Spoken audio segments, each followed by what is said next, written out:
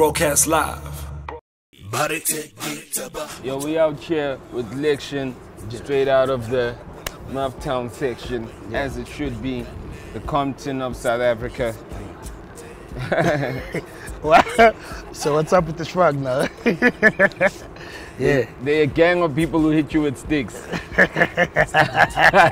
see what you did there. You was good. Yo, what's up, man? I've been seeing you all the time, man. Everywhere you go, I just recognized it today. You always got this hat. What is this hat? Is this hat your signature? Do you wake up in the morning and say, Lection, have you got a note on your bed? Lection, don't forget the hat. No, actually, how I came about this was I was looking for something to put on while I shot the video. I was shooting Morales' video, and you know those lights, you can bring up a whole lot of heat. You know those. So and then also walking around, because I have a medical condition at the back of my head. I think they call it folliculitis, I call it folly. All right, cool. So what happens is, like once I face the sun, it starts becoming itchy.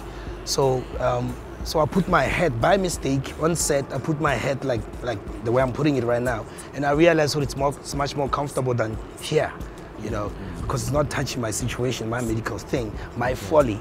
So I'm covering up the folly so that people don't see, because it makes me feel uncomfortable when people stare, you know. Okay. So when I realized, so when I took a picture and I saw the shots that they took with the look, you know, I asked my manager, and I was like, yo, I think we're vibing. Yeah. And they were like, yeah, cool. So yeah, that's how it came about. So I never looked back, because it's also, you know, kind of like a health hazard, and also it's comfort, and also I think it looks good. It does. It works on you. It works on you. Thanks you a lot. You don't even recognize it. Now, going back, tracking back, you know, you obviously, when I first heard you, who was the first person you popped with? I want to be correct. On a joint that went out to the public. You know, I think one song that had a little bit of radio time, it was the Marvin Gaye sample that I did, Let's Get It On. You know, your Metro that, you know, gave it love, you know, it was on the charts, you know, in the top 10s and everything. And then from there, the problem is we couldn't shoot for it, because now they denied us the visual rights. You know, so we couldn't shoot for it, so we had to let that one go. You know, and then I kept dropping a couple of singles here and there. And then the tour that I did with Jabba, which was in 2010, 2011, that I did with Jabba and Casper, that's when I got to meet, you know, a whole lot of other artists, whatever. And I did a couple of joints with Tasman.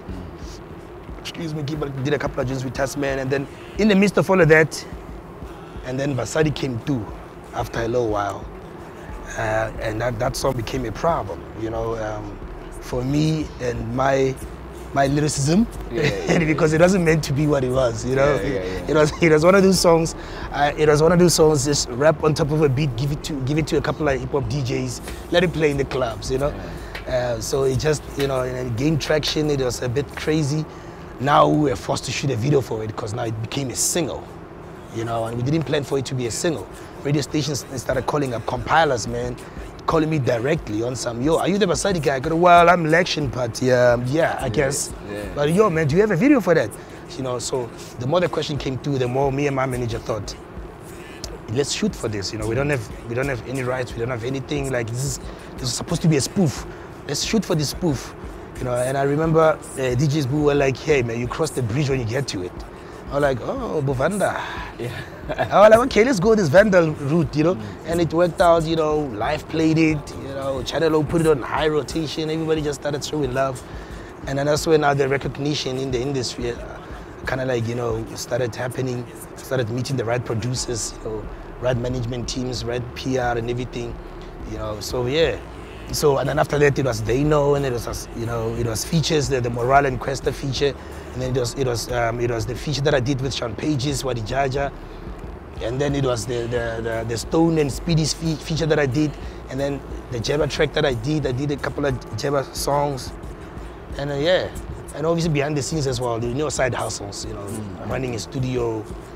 More people wanted the services of the Basadi Guy studio, that was business on the other side, and yeah, that was a pretty nice trip and a nice journey. So what was your stint with Cleo? Oh yes, I also did a joint with Cleo. Yeah. Yeah, but then that's later, you know. So Cleo was like Mahabananyana, so that's why maybe I didn't mention it. Just like Mahabananyana. So I did a joint with Cleo, Ifani, and Duncan. Yeah. Duncan. Yeah, Oh, so it was shit, me, Duncan. Cleo. Yeah, it was me, Cleo, Ifani, and Duncan. And the title of the song was "I'm in love with the Coco." You know, so that one also, you know, did its own little, you know, thing there. A lot of controversial stuff, a lot of people, you know, back chats and everything, but then it was a spoof. Yes, So a lot of people need to understand that, you know, some of these songs, man, they just spoof, and if a spoof picks up, dog, like, you know, you gotta, you know, focus, get your PR on, planning on and everything, because you can't have people talking about a song and then you sleep on it, you know, no matter what the nature of the song is. So, yeah, so that was that. So now you signed with Gallo. How does that happen? Or you with Gallo? How does that happen? Yo, I think I did an interview with Twasa on Lesedi, Twasa and Bachukara on Lesedi FM, and then Twasa asked me, yo, who am I working with? Who's my team and everything? And at that point, I told her, unfortunately, I'm on my own, you know? I'm on my own, I'm doing my own thing.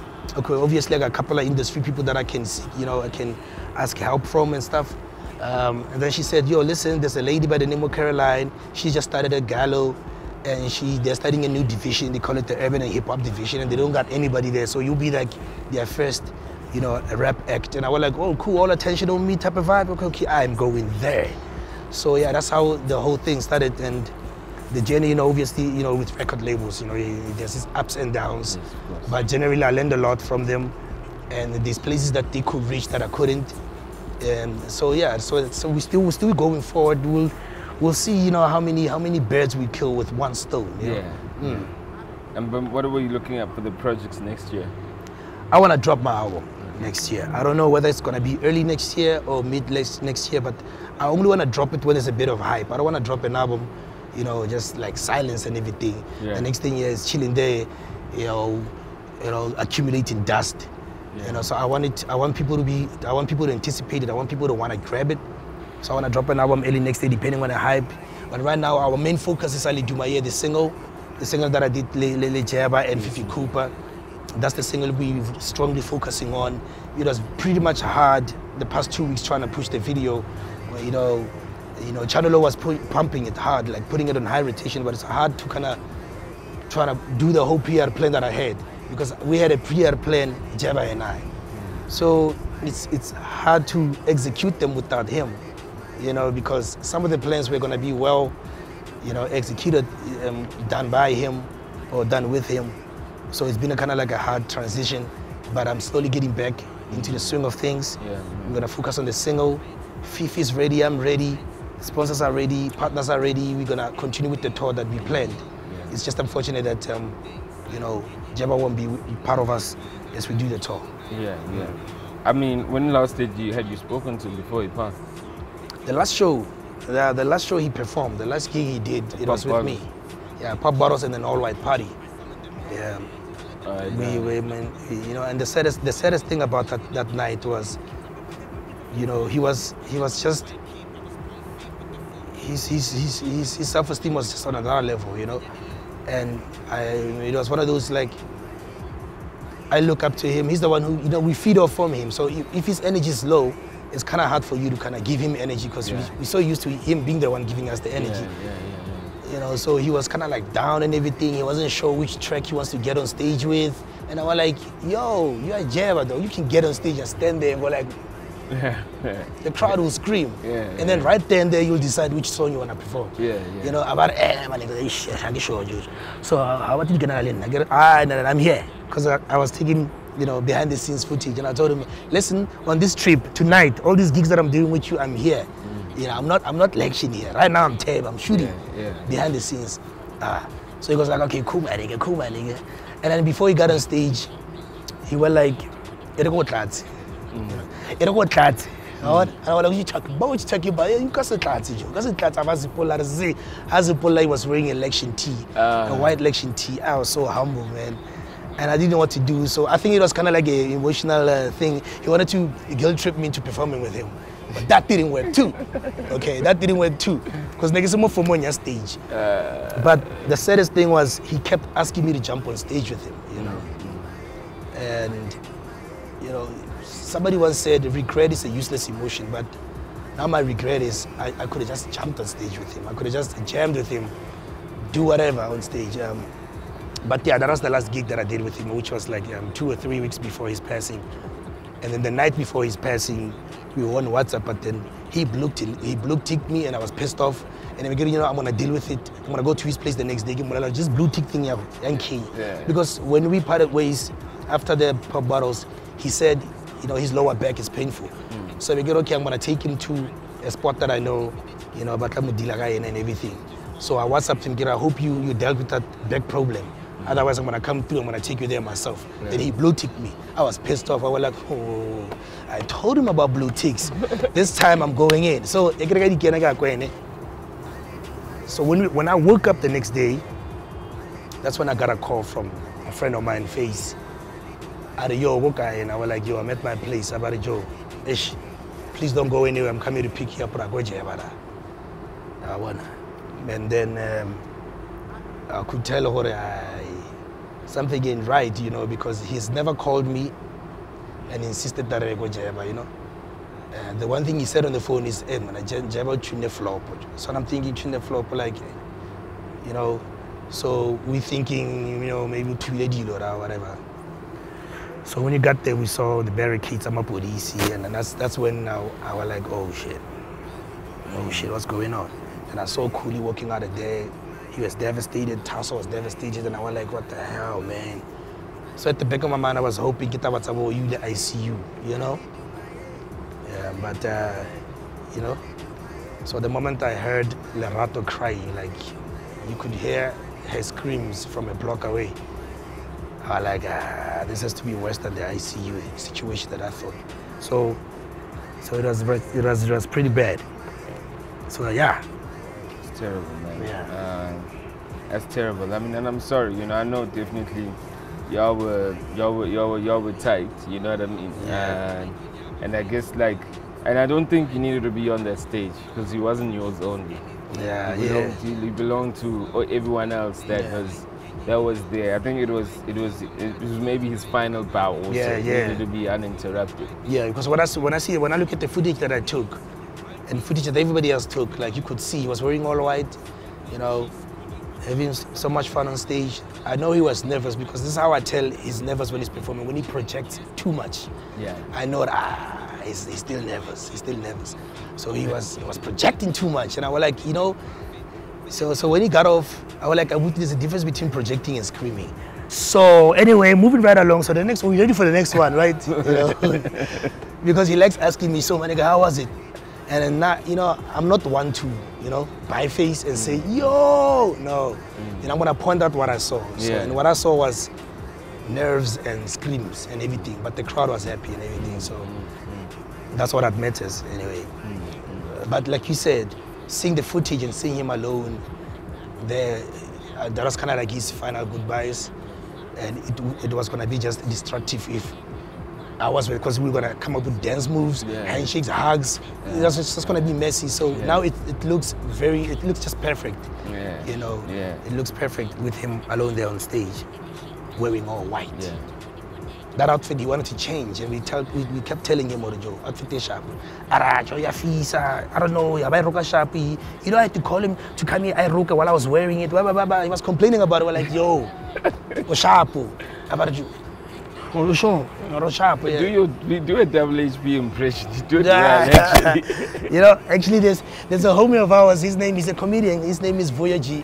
Like he could do a hella nice but one. He ain't shit. So don't you do that. So you gonna do it. No, I don't know, Joe. What's this one thing that he likes telling me? My nigga Lection. Not a fox, not a touring, Joe. Jabba, Joe. Like, he has phrases that he repeats all the time. Oh, here's one that he liked telling me when he was down. He would go like, my nigga, power. Power is knowing that you can, but you don't. Is what? Power is knowing that you can, but you don't. I've never understood what it meant, but he kept saying that. And every time, if you want to understand it, our little chemist did that. The alchemist. I still haven't read that book. I still haven't read that. You should read the alchemist. So I have to read the whole book and then come back to you and repeat that phrase. Say, well, power is knowing that you can, but you don't. But now all I know is I still don't understand what it means, but I kind of understand where it came from. You know what I mean? Because when you're in the position of power, you know how you can highlight that honey, okay? Because he always threw that phrase when it had to do with, banyana. So he goes like, yo, do you know you have the power to just call up any hot chick here and go like, hey, yo, mommy, meet me backstage. I wanna but you don't. Yeah. So my nigga, power is knowing that you can, but you don't. I'm up in the beginning. Oh, girl, who can I get? Fuck that shit. She too fly, yo. Like, she too fine. You know what I mean? So he liked using that, and he had these other phrases that he would use just to make you feel bad about something you're about to do. Like he would know the situation. Like you're at a party. He liked to perform and bounce. So now what I would do is I would tell him, we're hitting the loo.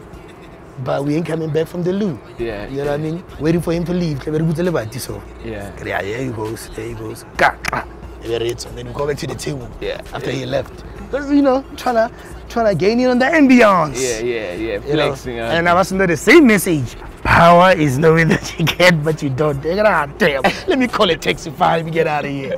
Yeah, here Joe, he liked doing that. But I think that's one of the reasons why he was one of the most successful. He was a very successful artist and a human being, was because he understood the responsibility of being loved by a lot of people, having the ability to make people listen to you. So whatever comes out of your mouth, you just gotta make sure it's either gonna uplift somebody, build, empower, or just motivate. One of those. Don't do anything that's gonna be destructive, because you have such a powerful tool. Yeah. You know what I mean? So imagine it's just that there were he had a couple of episodes, man.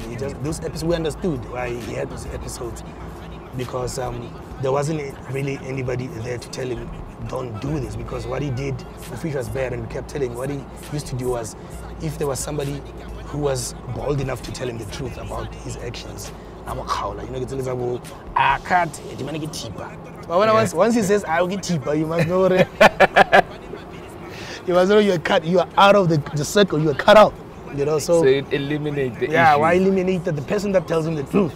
You know what I mean? So and for the past year or two, what he used to do, he liked hanging with these upcoming producers or whatever, because obviously when you meet Jabba for the first time, I don't think you're ballsy enough to tell him, and think about this is the second plant, what type of thing. So when we had guys like me, Taz, or Fox, would tell him straight up, yeah, we're guy here. And then he feels bad, was like, I want to know. And he was like, go deeper. And he's just basically saying, get the fuck out of here, I need to smoke in peace. So that's what he did most of the time, Jorge. When he felt like you were about to really tell him the truth, cut you out. Yeah, you will come there to his place, you will hoot at his gate. Beep, beep, beep, beep. My phone there, buddy, man. He did that to all of us. Actually, he did it to all of us. I promise you that there's nobody who was that closely Jabba that could say Jabba was a consistent person, whatever, I know. Yeah, that's what I always got. That's what Max, I got that from Max, there's the vibes, Max. But you gotta you had to love him for what he was. Yes. You know what I mean? Yes. And don't take a lot of things personally. He has a balance of generosity, but a balance of a human. When he's human, he's really, really human. Trust. But he had a huge balance of generosity and just genuine love and knowledge. Yes. He had all these good things. Yes. But I think his human aspect also, or rather, when he becomes dark, it was real dark. You know what I mean? That's what I kind of captured. Broadcast live